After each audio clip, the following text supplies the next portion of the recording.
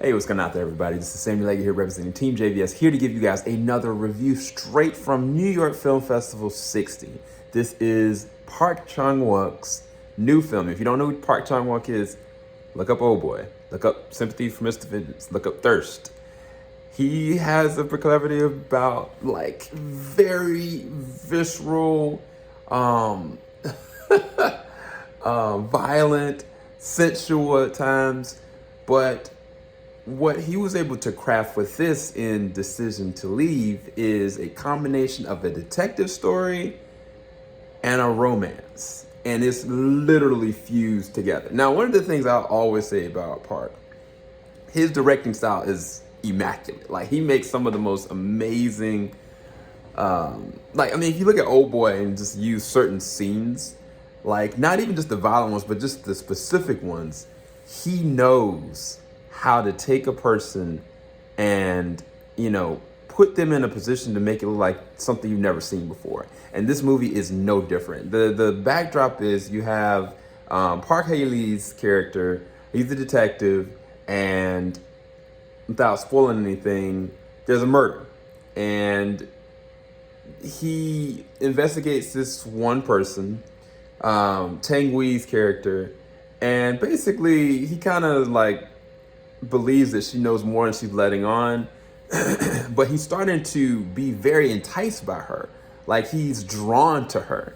It's almost as though she's, dealing with this tragedy, and at the same exact time, she's connecting with him, but yet he's a very much so married man. So again, still in his vein, because it's a very compromising situation, like relationally, because this man is married, and it seems like he's got a good relationship with his wife. But this is the weird thing that's very different than his style. There's a lot of comedy.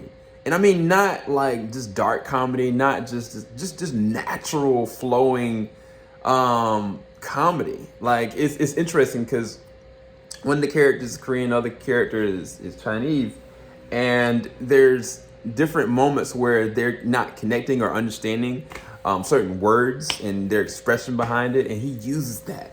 He uses that as an opportunity to allow for an emotional connection with one of the characters.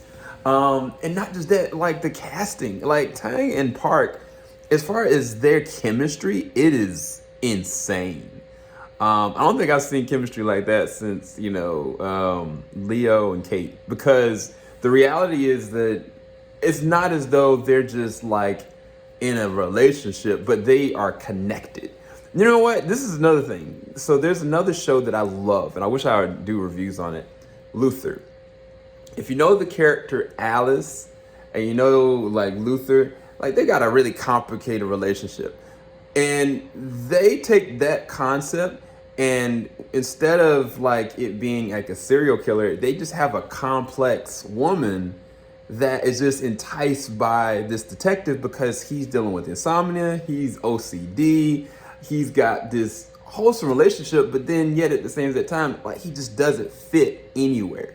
And so instead of her being violent and stuff like that, she's trying to compliment him. She's trying to push more into him. But then, that's wrong because he is a married man. But yet the whole entire time, the whole entire movie, you're connecting with them.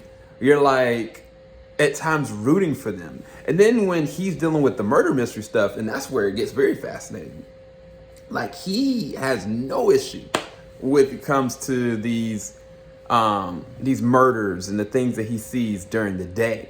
But at nighttime, it keeps him up at night. But subconsciously, he's just compounded it in his head, so he just doesn't sleep. But it's not like he's haunted by it, but he just cannot sleep whatsoever. And it makes for a very interesting character that Park Hae is playing in the detective. Because honestly, Hae-jin as a character, he's a flawed detective, but he's also very good. And that's what makes for the best kind of detectives. And even the cinematography, the shots in the transition, I'll say this effectively. The editing for this movie could easily get an Oscar nomination because the transitions are so seamless. It's amazing.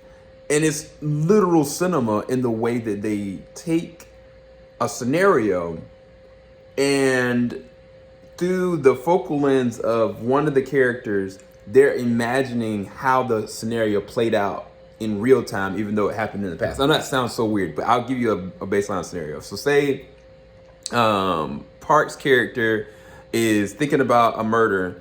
He is envisioning the person right there. He's there in real time, and he's seeing it go through, but you're literally watching that. It's not as though like, oh, flashback. Like, no, like they actually are doing the scene while he's in there.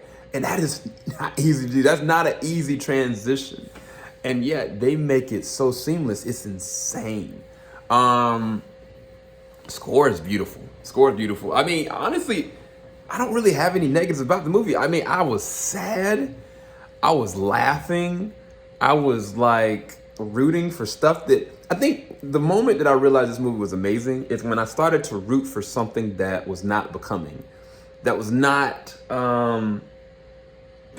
right. It wasn't something that I should be rooting for. I knew it was wrong, but I was like, I kind of want this kind of thing. And that's where it gets complicated. And that's where you take an audience person or a critic or whoever, and you put them into one of the characters and you relate from them, you know? And I think he's a master at that.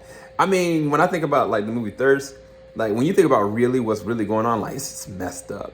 Same thing with Old Boy, like it's just messed up. In some kind of way, he has you empathizing, sympathizing for any character at any given time. Like the detective's wife, for instance, like she's in small scenes, but the scenes that she's in, she's killing it because she was written perfectly.